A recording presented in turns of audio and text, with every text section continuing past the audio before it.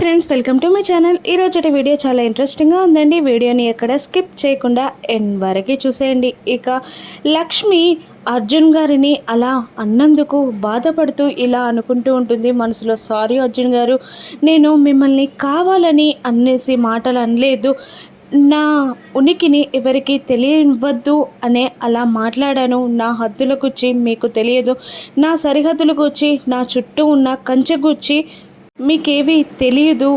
నందన్ కుటుంబ క్షేమమే నాకు కావాలి. మిమ్మల్ని బాధ పెట్టుంటే సారీ అర్జున్ గారు అని మనసులో అనుకుంటూ ఉంటుంది లక్ష్మి. ఇక లక్కీ హోంవర్క్ని కంప్లీట్ చేసి హ్యాపీగా అమ్మయ్య ఈరోజు హోంవర్క్ కంప్లీట్ అయిపోయింది, ఇక ఎంచక్క కడుపు నిండా అన్నం తినాలి అని అనుకుంటూ కిందికి వస్తూ ఉంటుంది. అప్పటికే హాల్లో అరవింద వాళ్ళ అత్తయ్య గారు కూర్చుని ఉంటారు. ఏమైంది అరవింద అని అడుగుతుండగా, ఈరోజు టెండర్ పోయింది కదా అత్తయ్య గారు, మిత్ర చాలా డల్గా ఉన్నాడు అని అరవింద చెప్తూ ఉంటుంది. ఇక అప్పుడే అక్కడికి లక్కీ వస్తుంది. ఏంటి ఏదో కోల్పోయినట్టు, బెలూన్లో గాలిపోయినట్టు తుస్సుమని ఉన్నారు అని లక్కీ అంటూ ఉండగా, ఇక బామ్మగారు ఇలా అంటూ ఉంటారు, మేమెందుకు తుస్సుమని ఉన్నామో నీకు చెప్పినా అర్థం కాదే, నీది అర్థం చేసుకునే వయసు కాదు అని బామ్మగారు అంటుండగా, సరే పోనీ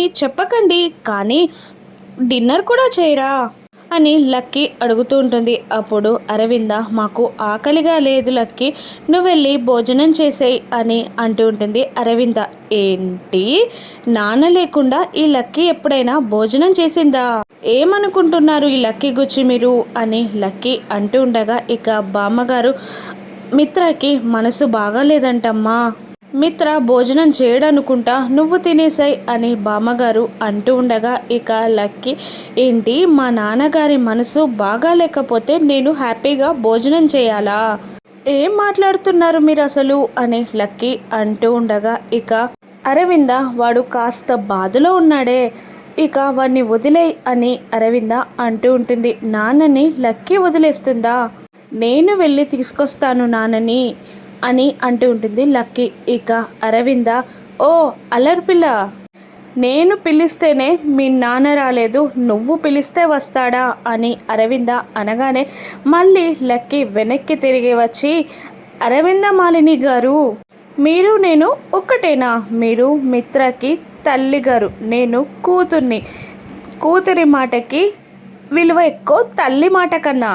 ఈ కూతురు మాట విని మిత్ర భోజనానికి వస్తాడు అని అంటూ ఉంటుంది లక్కీ. ఇక అప్పుడే అక్కడికి వచ్చిన దేవయాని, దీనికి వయసు తక్కువ కానీ మాటలే కోటలు దాటుతాయి అని అంటూ ఉండగా, ఇక లక్కీ, అవును నీకు వయసు ఎక్కువే మేకప్ ఎక్కువే అని అనగానే, నన్నంత మాట అంటావా అని దేవయాని అంటూ ఉంటుంది. ఇక వివేక్ లక్కీని దగ్గరికి తీసుకొని, 4 ఏండ్లు కూడా లేవు కదా నీకు, ఇంత సిసింద్రివి, 400 డైలాగులు చెప్పేస్తున్నావు అని అంటూ ఉంటాడు వివేక్. అన్నావు కదా సిసింద్రి అని, ఆ మాత్రం ఫాస్ట్గా ఉండద్దా అని అంటూ, నాన్నని ఎలా భోజనానికి తీసుకురావాలో నాకు తెలుసు అని అంటూ పైకి వెళ్తూ ఉంటుంది లక్కీ. ఇక మిత్ర ఆ ఆఫీస్లో, టెండర్ ఆఫీస్లో జరిగిందంతా గుర్తు తెచ్చుకొని బాధపడుతూ ఉంటాడు. ఇక లక్కీ వచ్చి ఇలా అంటూ ఉంటుంది, హీరో గారికి ఈరోజు కోపంగా అన్నా కూడా భలే అందంగా ఉన్నారే, పాపం హీరో గారికి ఆకలి కావట్లేదా అని అంటూ ఉండగా, లక్కీ, నాకు ఈరోజు ఆకలి కావట్లేదు, భోజనం తినాలనిపించట్లేదు, నా మనసు బాగాలేదమ్మా, నువ్వు వెళ్ళి భోజనం చేసేయి అని మిత్ర అంటూ ఉంటాడు. ఇక అవునా, హీరో గారికి ఆకలి అవ్వదా? హీరో తినకుండా ఈ లక్కీ ఎప్పుడైనా తిందా? పాపం లక్కీ పొట్ట, చిన్న పొట్ట, ఎప్పటికీ ఆకలి అవుతూనే ఉంటుంది.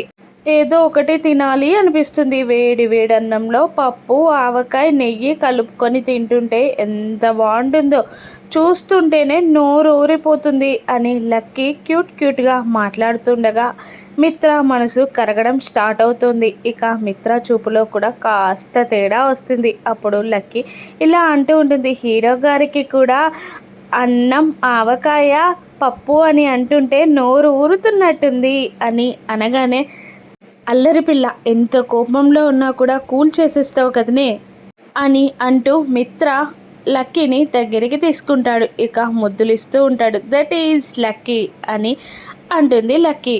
కింద హాల్లో అరవింద, దేవయాని, బామ్మగారు, వివేక్ లక్కీ మిత్రని తీసుకొస్తుందా అని వెయిట్ చేస్తూ ఉండగా మిత్రని డైరెక్ట్గా తీసుకురాకుండా లక్కీ ముందుగా వస్తుంది. ఇక డల్గా ఉన్నట్టు యాక్టింగ్ చేస్తూ ఉంటుంది. అప్పుడు అరవింద, ఏమైంది, ఛాలెంజ్ చేసావు కదా, తీసుకురాలేదు అన్నట్టు కళ్ళతో సైగలు చేస్తూ ఉండగా ఇక నవ్వేసి కన్ను కొడుతుంది లక్కీ. ఇక మిత్ర కూడా కిందికి దిగి వస్తూ ఉంటాడు. ఇక మిత్రని చూస్తూ వీళ్ళందరూ షాక్ అవుతుండగా మిత్ర, ఏంటి అందరూ నన్ను చూసి షాక్ అవుతున్నారు అని అంటుండగా ఇక బామ్మగారు ఇలా అంటుంటారు, నీ కూతురు మీ అమ్మని గెలిచిందిరా, మీ అమ్మ నిన్ను భోజనానికి తీసుకురాలేకపోయింది కదా, నీ కూతురు నిన్ను భోజనానికి తీసుకొచ్చి గెలిచిందిరా అని అంటుండగా ఇక అవును, లక్కీని చూస్తుంటే కోపం ఇట్టే పోతుంది అని మిత్ర కూడా అంటూ ఉంటాడు. ఇక లక్కీ ఇలా అంటుంటుంది, ఇక్కడ ఎవరో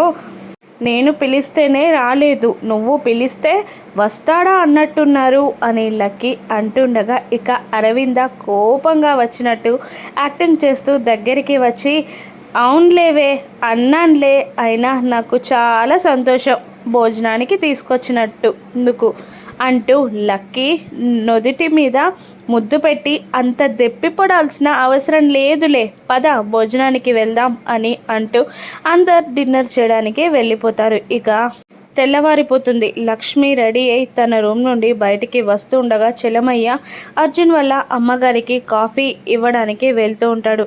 ఇక ఇలా అడుగుతూ ఉంటుంది లక్ష్మి చెల్మయ్యని, ఇంకా కాఫీ ఇవ్వలేదా అని అంటూ ఉండగా, లేదమ్మా ఇవ్వలేదు, ఇంతకు ముందు ఇస్తే తీసుకోలేదు, అందుకే మళ్ళీ ఇద్దామని వెళ్తున్నాను అని చెల్మయ్య అంటూ ఉండగా, నేను ఇస్తానివ్వు అంటూ చెలమయ్య చేతిలో ఉన్న కాఫీని లక్ష్మి తీసుకొని అర్జున్ వాళ్ళ అమ్మగారి దగ్గరికి వచ్చి, ఆంటీ కాఫీ అని అంటూ ఉండగా, అయ్యో నువ్వెందుకమ్మా ఇంత కష్టపడుతున్నావు, ఇది నీ పని కాదు కదా, నువ్వు కాఫీ ఇచ్చి కష్టపడాల్సిన అవసరం ఏంటి, అయినా ఆఫీస్లో నువ్వు చేస్తున్న పనికి అర్జున్ నీకు జీతం ఇస్తున్నాడు కదా, పైగా ఇది ఇంట్లో నీ పని కూడా కాదు చెల్మయ్య పని, ఇప్పుడు చెలమయ్య చేయాల్సిన పని నువ్వు చేస్తే నీకు కూడా శాలరీ ఇవ్వాలి కదా, అంటే ఇద్దరికి శాలరీ ఇవ్వడం ఎలాగమ్మా, అయినా చెలమయ్య నువ్వు ఈ ఇంట్లో చేసే పనికి జీతం తీసుకుంటున్నావు కదా, జీతం తీసుకున్నంత మందం పని చేయలేవా అని చాలా కోపంగా మాట్లాడుతూ ఉంటుంది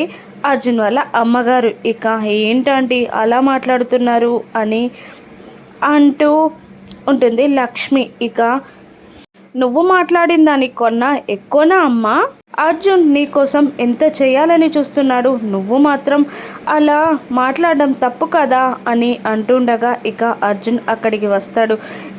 అమ్మా అది వదిలేయచ్చు కదా, టాపిక్ తనకి ఇష్టం లేనప్పుడు ఎందుకమ్మా అలా మాట్లాడడం అని అంటూ ఉంటాడు అర్జున్. అది కాదురా, తను చేసిన దానికి నువ్వు తనని గొప్పగా చూసి తనని అందరికీ పరిచయం చేయాలి, తన ఖ్యాతి పెరగాలనే కదా నువ్వు చూసింది, అందులో తప్పేముందిరా, అది తప్పనడం తన తప్పు కాదా అని అంటూ ఉంటుంది అర్జున్ వాళ్ళ అమ్మగారు. ఇక ఇలా అంటూ ఉంటుంది లక్ష్మి, అది కాదంటే పోనీ ఏంటి, ఇప్పుడు మన కంపెనీ గెలిచినందుకు మీరు గ్రాండ్గా పార్టీ ఇవ్వాలి అంతే కదా, ఇవ్వండి, కానీ దానికి నన్ను మాత్రం దూరంగా ఉంచండి అని అంటూ ఉంటుంది లక్ష్మి. ఇక అర్జున్, అదేంటి లక్ష్మి, ఇంట్లో పార్టీ జరుగుతున్నప్పుడు ఇంట్లో వాళ్ళు లేకుంటే బాగుంటుందా, అది తప్పు, నువ్వు రాకుండా పార్టీ జరగదు అని అర్జున్ అనేస్తాడు. ఇక ఇలా అంటుంటుంది లక్ష్మి, అది కాదు అర్జున్ గారు, మీకు నా గురించి తెలియదు, నా గతం గురించి తెలియదు,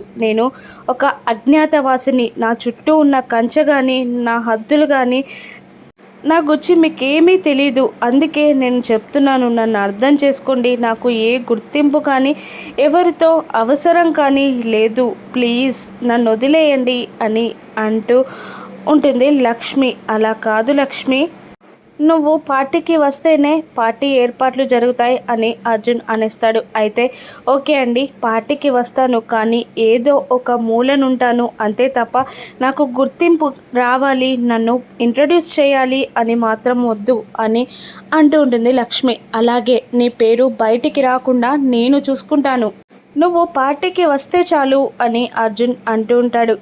ఇక అర్జున్ వాళ్ళ అమ్మగారు కూడా సంతోషపడుతుండగా అర్జున్ తన మేనేజర్కి ఫోన్ చేసి పార్టీ క్యాన్సిల్ కాలేదని, ఫంక్షన్ ఏర్పాట్లు చూడమని, ఎక్కడ ఏ లోటు జరగకూడదని చెప్తూ ఉంటాడు. ఇక లక్ష్మి మనసులో టెన్షన్ పడుతూ ఉంటుంది. పార్టీ అంట, ఏం జరుగుతుందో అసలు, నేను వచ్చానని ఎవరికైనా తెలుస్తుందా దేవుడా, ఏం జరగనుంది అని టెన్షన్ పడుతూ ఉంటుంది లక్ష్మి మనసులో. ఇక అరవిందమాలిని గురువు గారిని కలవడానికి వెళ్తుంది. ఆ గురువుగారు లక్ష్మిని చూస్తూ, అరవిందమాలిని చూస్తూ ఇలా అంటూ ఉంటాడు. లక్ష్మి గుచ్చే వచ్చింది అని తెలుసుకొని, ఇక ఏమైంది, మనసులో లెక్కలేనన్ని అనుమానాలు పెట్టుకొని ఇక్కడికి వచ్చినట్టున్నావు రవింద అని అంటూ ఉండగా, అవును గురువుగారు, ఆ రోజు మేము టీ ఎస్టేట్కి వెళ్ళినప్పుడు మాతో పాటు ఏదో వస్తుంది అని చెప్పారు. ఒక పాపని మేము తీసుకొచ్చాం. ఇక ఆ పాప వచ్చినప్పటి నుండి మిత్ర చాలా సంతోషంగా ఉన్నాడు.